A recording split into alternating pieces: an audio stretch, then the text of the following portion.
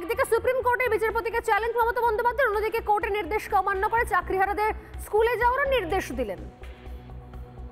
সেই নির্দেশগুলো শোনাবো, তবে তার আগে শোনাবো যে কিভাবে তিনি চাকরিহারাদের ধমকও দিলেন সেই ভিত্তিতে, যোগ্য অযোগ্যের ভিত্তিতে। সেটা শুনুন একবার। ভাই দাঁড়াও, তুমি কি অযোগ্য লিস্টে আছো? দাঁড়াও, তুমি কি অযোগ্য লিস্টে আছো? তুমি যোগ্য না অযোগ্য লিস্টে? তো যোগ্যদেরটা তো বলে দেওয়া হয়েছে, আবার কি? We have said everything. I think it is clear, it is very clear, nothing is left out. বলে দিয়েছি যারা যোগ্য তারা পাবেন, চিন্তা করার কোনো কারণ নেই। গায়ের জোরে ফোর্সফুলি তর্ক করে কিছু হয় না, ভালোবাসার দ্বারা যেটা হয়। তাই আপনাদের বলবো, এরপরেও যদি কারো কিছু বলার থাকে, আপনারা যে স্মল গ্রুপ আমরা তৈরি করে দিচ্ছি তাদের মাধ্যমে এডুকেশন মিনিস্টারকে মিট করে কথা বলুন। আমি যোগ্যদের চাকরি কাড়ব না, যেমন করেই হোক কোনো না কোনো ব্যবস্থা করে দেব, আমি এটুকু আপনাদের বলতে পারি, চিন্তা করবেন না। ভরা মঞ্চে, ভরা সভায় মমতা বন্দ্যোপাধ্যায় বলছেন, এই তুমি কে? কেউ একজন বেশি কথা বলছিলেন, বলছেন এই তুমি কে? তুমি যোগ্য না অযোগ্য?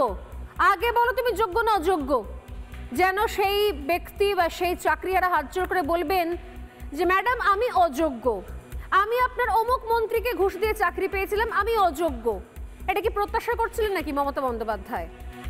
আরে সবাই যদি জানবে কে যোগ্য কে অযোগ্য, মমতা বন্দ্যোপাধ্যায় যদি জানেনি তিনি কারা যোগ্য কারা অযোগ্য, তাহলে সেই জানাটা তিনি সুপ্রিম কোর্টের কাছে পৌঁছে দিচ্ছেন না কেন? তাহলে তো সমস্যা থাকে না। যোগ্য অযোগ্যের মধ্যে মারামারিটা লাগাচ্ছেন কেন মমতা বন্দ্যোপাধ্যায়? মমতা বন্দ্যোপাধ্যায় বোধহয় সবটাই জানেন। আমি জানি না সবটাই জানেন বলেই তাই কথায় কথায় তিনি জেলে যাওয়ার ভয়টা ব্যক্ত করে ফেলেন।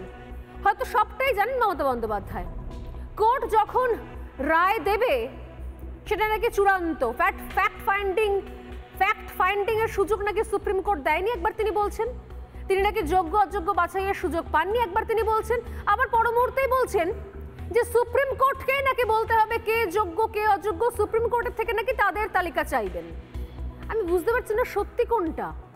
কে যোগ্য অযোগ্য গোলানোর চেষ্টা করছে, কে যোগ্য অযোগ্যের মধ্যে মারামারি করার চেষ্টা করছে, এটা কে করছেন? মমতা বন্দ্যোপাধ্যায় আজ নেতাজি ইন্ডোরে দুবার দুরকমের তত্ত্ব দেখুন যোগ্য অযোগ্য নিয়ে। দেখুন, কোর্ট যখন একটা রায় দেয় সে রায়টাই নাকি চূড়ান্ত রায়।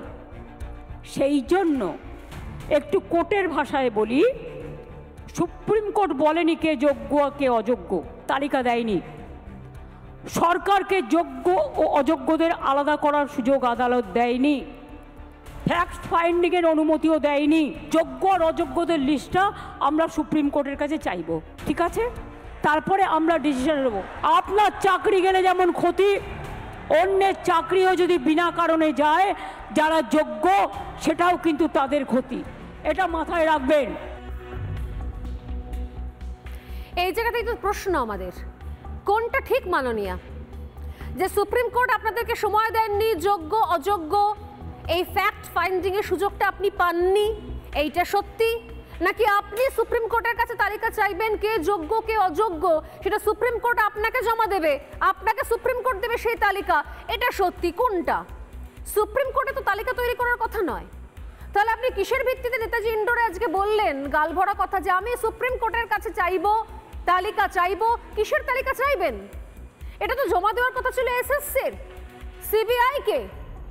আবার আপনি বলছেন পর মুহূর্তে যে সুপ্রিম কোর্ট আমাদেরকে সময় দেয়নি, যোগ্য অযোগ্য তার আলাদা করার সুযোগ দেয়নি, তালিকা তৈরির সুযোগ দেয়নি, ফ্যাক্ট ফাইন্ডিং এর সময় দেয়নি। আর কত সময় লাগবে আপনার? তার বদলে মুখ্যমন্ত্রী মমতা বন্দ্যোপাধ্যায় তিনি নতুন নতুন প্ল্যান নিয়ে এলেন। মমতা বন্দ্যোপাধ্যায়ের কাছে নাকি সমস্ত প্ল্যান আছে। যদি প্ল্যান থেকেই থাকে তাহলে সেই প্ল্যান এতদিন ধরে উনি নিয়ে বসেছিলেন কেন? প্ল্যান তো আর ডিম পারবে না। যদি প্ল্যান থেকেই থাকে তাহলে সেই প্ল্যানগুলো তিনি আগে কেন কাজে লাগাননি?